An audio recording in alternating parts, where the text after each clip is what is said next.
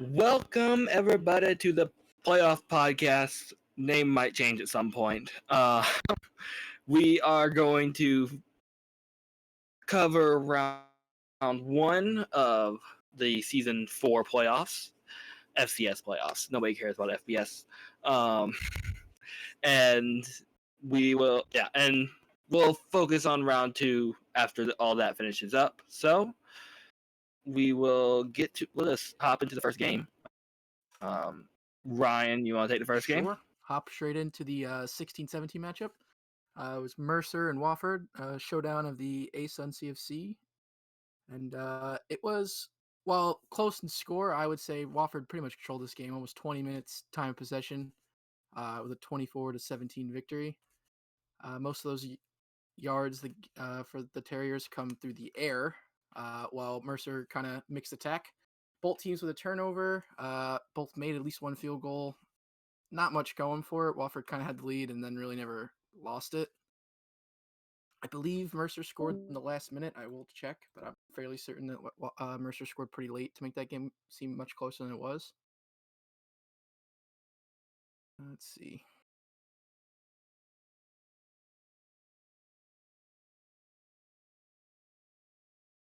Yeah, it was a pretty mundane game. Nothing really too special happening. I don't know. I can't remember if there was a good turnover. I think there was one that went back for 20 yards, but none of them. I don't think any of them went back for a pick six, if I'm not mistaken. Yeah, so Wofford opened up with a field goal. Mercer opened up with a field goal. Wofford scored the next 21, and then it was 2 touchdowns for Mercer and a field goal for Wofford in the game. So scores close, but almost 20 minutes time possession. It really felt like it was Wofford's game to throw away, and they didn't, so they moved on. The solid victory over Mercer. Yeah, I've been covering Mercer all season on the other show, and tough end to the season. Mercer been a little underrated all season, though gets a 16 seed, pretty good. But tough game for them to get bounced in the first round. Yeah, just looks like time of possession. They didn't hold the ball that much and couldn't get anything going on. Couldn't get much going on offense. So, good job to Wofford.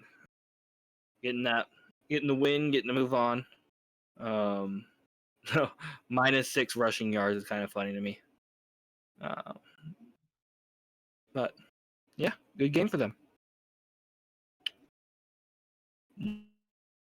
Next game is Alabama A&M defeating Hampton 16-14. This is the 9-24 matchup. Close game for A&M. I think it was last second field goal, if I'm not mistaken, for them. Yep. But Hampton had a 14-7 lead going into the fourth, and Alabama A&M with 9 points in the fourth quarter to pull it out. But that was the final game to end in round one, and it was a close one. A&M, is that turnovers? That's turnovers forced, right? No, turnovers conceived, basically. So, Alabama okay. So Hampton had 2. Okay, sorry. Yeah. So Alabama got lucky with losing the turnover battle, but yeah, didn't. Hampton was 0-1 for field goal. I don't know how long that field goal was. It might have been a 50-something yarder or whatever that he just missed, but yeah, good win for Alabama and to move on. Get a rematch of last year's ASUN Conference Championship game in the next round. So yeah, you guys. Nothing much to add. I mean, yeah, I'd say Hampton kind of. I don't want to say they lucked into a lead, but they had that lead pretty strongly, and then they never pulled away. Almost getting outgained by 100+ yards is kind of rough when it's a one score game. yeah, just closing out the game. Closing out the game is what mattered, and Hampton couldn't do it when it mattered. But I do believe Hampton was not deserving of this matchup. I believe it should have been Long Island there at 24, and Hampton should have been at 23-22. But that's a personal take, and I will save that for my opinion show coming later. just kidding. That's not actually going to be a thing. Moving on to the next game, we had previous national champion went to the FBS, came back, number 20 Furman taking on Campbell, and losing in overtime on a pick six. So the game ends with a score of 40-28, but once again, it was in overtime. Furman outgained Campbell, 373 yards to 334. Led in rush yards. Obviously, Furman's not a pass-heavy team, so they did not lead in passing yards. But one turnover for Furman when it mattered the most. That pick six at the end. Furman did everything right this game. They dominated time of possession. They got an early lead. I think it was 14-7 at halftime. But Campbell came back and scored 7 in the third and then 14 in the fourth to force it into overtime. And from then on, Campbell just kind of took control and won the game 40-28. Yeah, great win by Campbell. He's been at this for 2 seasons now. He's been here since season 2. And he finally gets into the playoffs and makes a little noise taking out Ooga.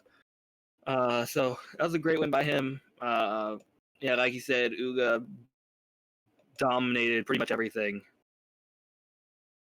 Won in total yards and won and absolutely destroyed in time of possession. But that 1-0 turnovers is really the difference because of that last pick six. It was confusing how Campbell won by 12 in overtime, but once it was revealed pick six, like, ew. Yeah, great win by Campbell. Happy to see him move on. Six. I think, if I'm not mistaken, probably was a fumble six just because of the amount of rush yards. Yeah. The amount of rush yards. Don't have the game thread up, but I'll pull it up. Oh, of course it was. Run 69, LOL. Defense calls 819. It is fumble dropped, and it's run all the way back. Touchdown Campbell in overtime. So tough loss for them. Oof. Yeah. I think that's a pretty big win for Campbell. That's a big momentum booster. First round, good opponent, and now you can kind of ride that wave into the second round, maybe into the quarters if you find a way, sneak you straight into the semifinals. So don't get Campbell might kind of shake up the bracket more than we thought winning here. So definitely move on to the next. Campbell's a good coach. Absolutely. Move on to the next game. We have number 12 Texas Southern against 21 Holy Cross. This game started out wonderfully for Holy Cross, up 21-0 in the middle of the second quarter, but it kind of turned on its head. Some turnovers towards the third and fourth quarter gave Texas Southern a real shot, and it actually ended up being a 42-39 victory. Both teams basically controlled the ball for 50% of the game, but Holy Cross just minimal mistakes towards the end of the game, pulls out the victory. But they almost threw that one away. That game should not have been 3 points. It should have been a much bigger margin of victory for Holy Cross over Texas Southern. Yeah, a 21-0 lead and then a 28-13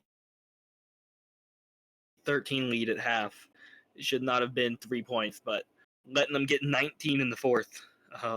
He had nothing in the third quarter. Holy Cross had nothing in the third quarter, but turned it back around in the fourth, got a couple touchdowns to squeak out the win. But yeah, Holy Cross was more in control than the box score looks, but also it was close to really choking away a lead.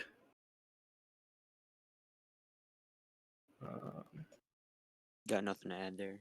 Pretty much covered it all. Then I guess we're moving on to number 14, McNeese State, getting taken down by number 19, Indiana State. 28-21 in favor of Indiana State. Just close game, one score. Indiana State got a touchdown every quarter. McNeese State didn't get a touchdown every quarter. They missed the first quarter. Yeah, so just consistent offense for Indiana State. 300 yards on the ground. well, McNeese State a little more balanced, but still couldn't quite get it out. So nice win for Indiana State, getting to move on. That's about all I got for this one. Yeah, I think both teams really had a shot at winning this one, but I think McNeese State just not converting on that first drive in the first quarter definitely really hurt them, obviously, losing here to the lower seed. Indiana State had a turnover in the grand scheme of things, didn't actually end up hurting them. Both teams pretty solid, so their next opponent should watch out. Both teams would have been a fair fight, I think, moving through. Yeah, fair enough. I mean, yeah, you can lose the turnover battle in the playoffs, but the win is the only thing that matters, if we're being honest here. So good one for Shake. Moving on, we have number 11 New Hampshire taking on number 22 Northern Iowa. Former national championship participants, Chase, took an L in this one, 21-18. Although they did lead in total yards, they had 2 turnovers, which I just said, losing the turnover battle doesn't matter if you can win the game. Obviously, losing the turnover battle hurts when you lose the game. They dominated time of possession, just in the end couldn't win because of those 2 turnovers. Yeah, in a 3-point game, losing the turnover battle by 2 is just rough. Maybe if he had forced a turnover or kept one of those drives alive, he could have converted and got some more points on the board. But just tough loss for Chase here. Won everything. Won the total yards. Won time and possession. Just those 2 turnovers, man. Yeah, one less turnover ending in a field goal, you go to overtime. So you just gotta hold on to that football. Obviously, it doesn't matter anymore. Northern Iowa, they're done. So it's all a bunch of what ifs in the past. New Hampshire gets to go through. Yeah. Next, we got number 18 Montana taking down number 15 Merrimack, 45-28. I believe that Hobbs, whatever, is back, and he's going on the playoff run. So, yeah, just dominant victory. Almost 450 yards of offense for Montana, and dominating time of possession, 20 minutes to 7. It's just rough game for Merrimack here. They got some offense going, but nowhere near enough. So, yeah, great win for Montana, getting to move on. They gotta keep it rolling. Tough loss for Merrimack. Yeah, it is a great win for Montana, and now they're going into the round 2 game. Totally not foreshadowing here, but taking a lot of momentum after outgaining Merrimack by 140 yards. They've got a lot of momentum heading into this next game, and dominating time of possession. Almost, I think they did. Yeah, they did double time of possession. Almost tripled. If you're gonna be a ground and pound type team, those turnovers need to be limited though for Montana moving forward. Yep. Even one turnover in the end, they dominated Merrimack, but start piling up 2, 3 as an option team. It will hurt you. It will come back to bite you.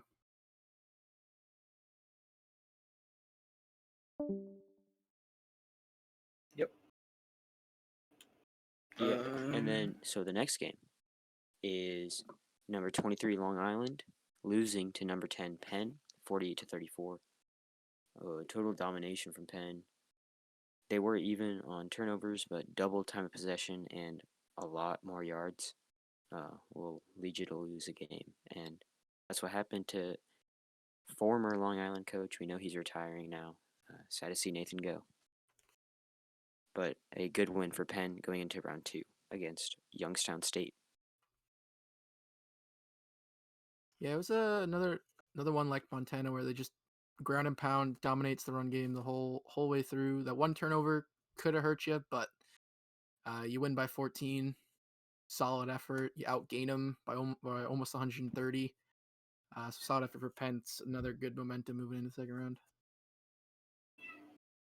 Yeah. One, thank you, Jocks. Get a below 500 team out of the playoffs. Though I guess they would have been 500 if they won this game, but still.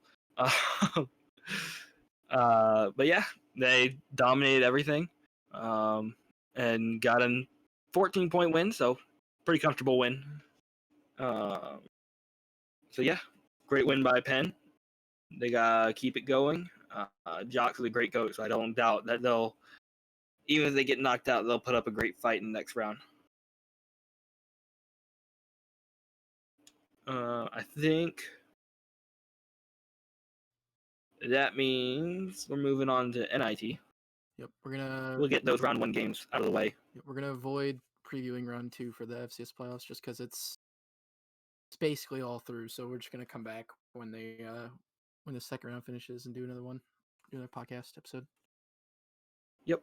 We'll move into round 1 of the NIT. We got number 1 Yale taking on number 16 Elon. This was a solid game through and through.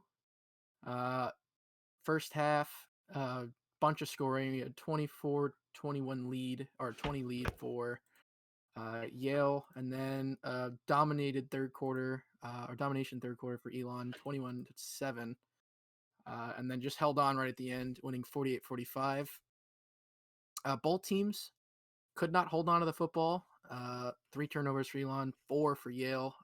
They basically right down the middle in time possession, split it.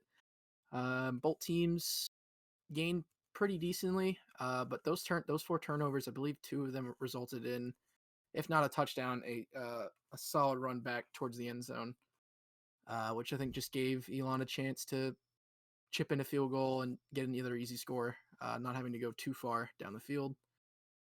Either team could have won this game. They were both pretty solid, but I think whoever moves on would have probably moved on into the semifinals as well. So solid effort in the first round for both teams. Yeah, a little bit of a shocker. The number 1 seed getting taken down, but it's the playoffs, and 1 through 16 isn't as big of a difference as it sounds. 1 to 16 is as big a difference as it sounds, so it's not super surprising. Yeah, just looks like that last turnover really made the difference, because Yale won in pretty much everything else. So great game by Elon.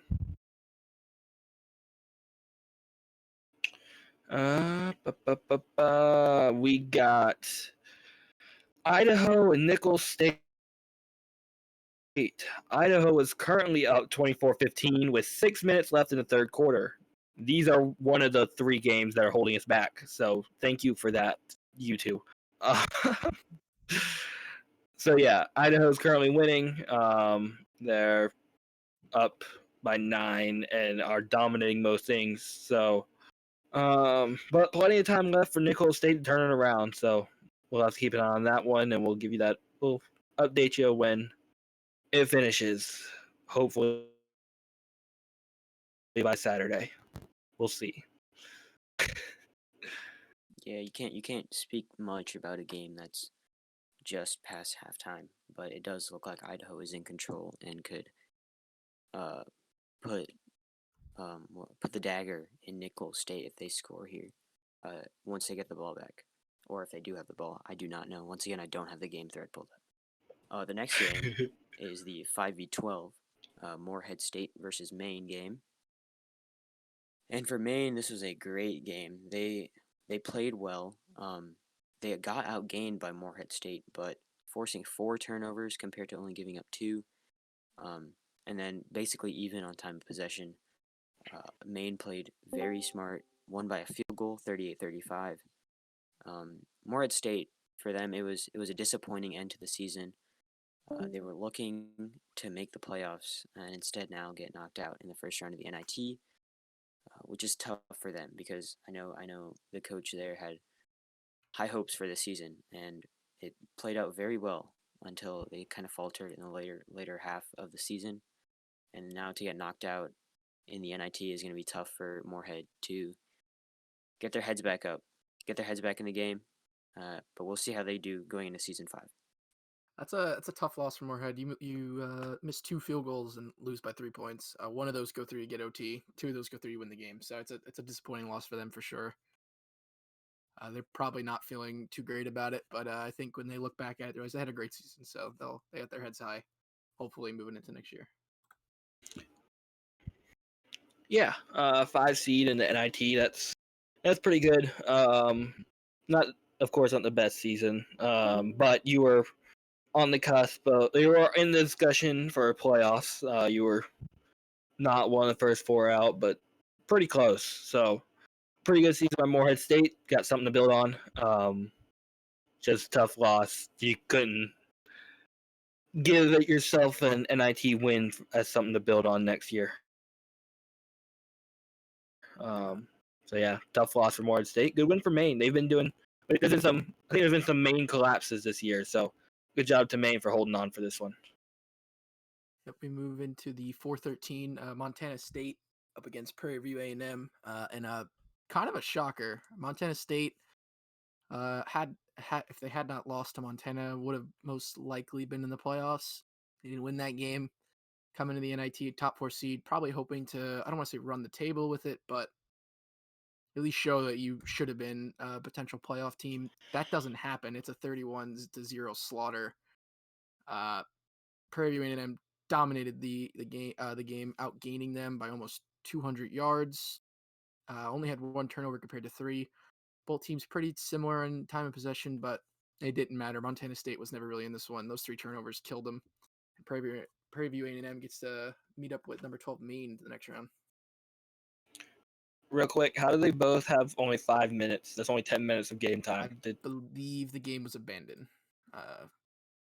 Montana State abandoned the game. Oh. So that's why. Okay.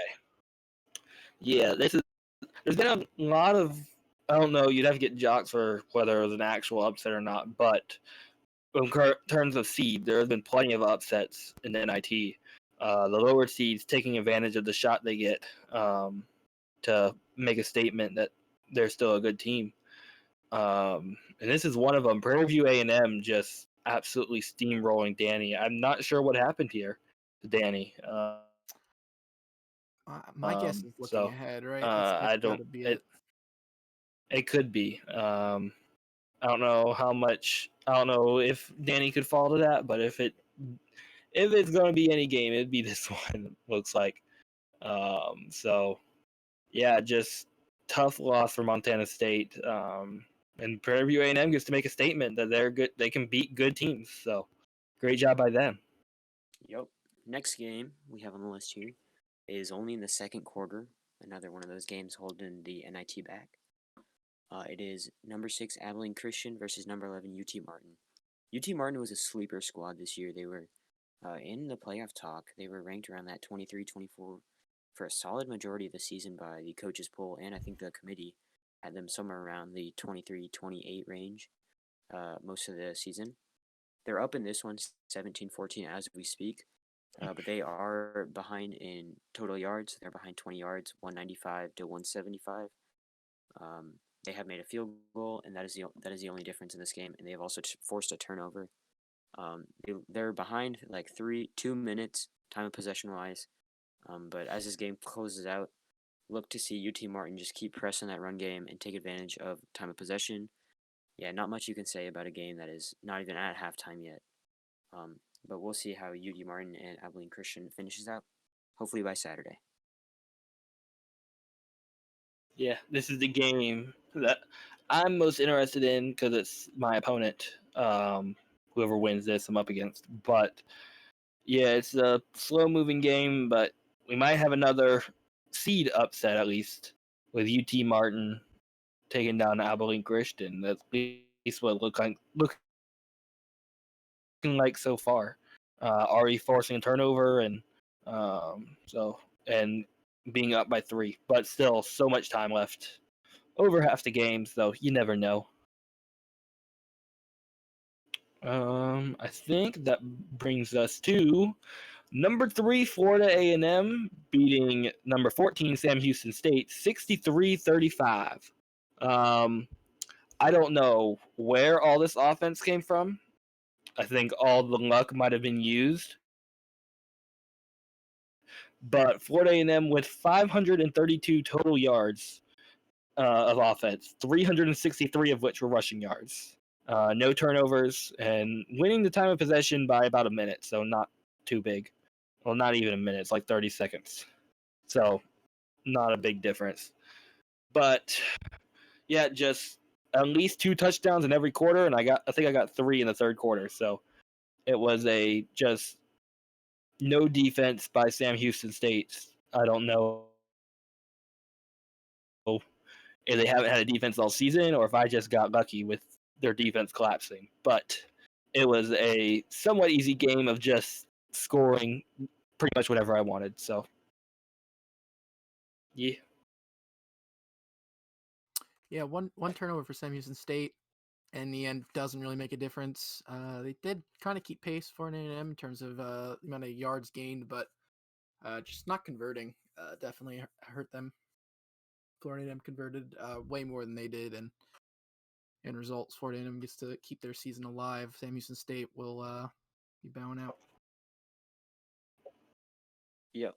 And the next game, the 7-10 game here, between Jacksonville State, who has beat the best team in the country, and number 10 Samford. And this was a win for Jacksonville State, 35-23. Once again, this was a pretty run-of-the-mill game for Jacksonville State. They run and they run and they run and they will shove it down your throat. 222 rush yards. Each team did have a turnover, but Jacksonville State just keeps up the pressure running out. Has a 7-minute advantage in time of possession, a whole quarter. And it was just tough game for them. Tough game for Samford. Sorry, they did put points on the board, but it didn't matter in the end. Jacksonville State rushed for 5 touchdowns, and so good win for them. Yeah. This is the first season Matt at Jacksonville State has ever missed the playoffs. He starts the season not much went his way, including some in real life stuff. So it just wasn't a great start, but he finished off strong, getting pretty high up. I think it was 7th seed in the NIT, so that's pretty good after the start he had. And yeah, he beat Pelo. He's Pelo's only loss, and so he's continuing showing why he's one of the best coaches in the league by beating Samford. It's tough that 2 ASUN teams had to go against each other in the first round. I would have liked to see us spread out a little more, but still, great win for Jacksonville State, getting 12-point win and pretty much dominating everything. So, good job. And that leaves us one final NIT game. This one not to the finish line yet. Number 2 Bryant against number 15 Bucknell. Only few minutes into the third quarter, but Bucknell does have a 3-point lead, 37-34. Again, you can't really say too much, but this game is at half, and just by looking at it, I think Bucknell's turnovers have really kept Bryant in this game. Bryant has so far dominated time possession. Both teams gaining about the same, but Bucknell's big plays have given them 37 points, and Bryant has kind of been gifted life into this game with these 2 turnovers. So we'll see how that finishes out. But not too much to say about a game that's just quite not done yet. Yep. Perfect. And if Bucknell can clean it up, they can get the win. But if they keep turning over the ball, yeah, if Bucknell, they're already down 2 turnovers, and I think off the top of my head, Bryant has the ball right now. So if Bryan is able to turn this drive into points, then that'd be poor for Bucknell, already having given up 2 turnovers. And I think that is all of the games for this week. So, welcome to hope you enjoyed the unnamed playoff podcast. I don't know if Slow has an outro here, or if you just want me to end the recording as it is right now. Yeah. Shout out to Matt for listening to the whole thing. Thank you, dude. Only one that stayed through the whole thing. But yeah, I think that's all we got. We'll see you guys probably Saturday, Perfect. Sunday maybe, depending on when the round 2 ends. So, bye guys. Yeah, if you're watching this on YouTube, shout out. Subscribe to Fake College Football Media. Like and comment on this video. Do what you need to do. Peace out. All right, stopping the recording now.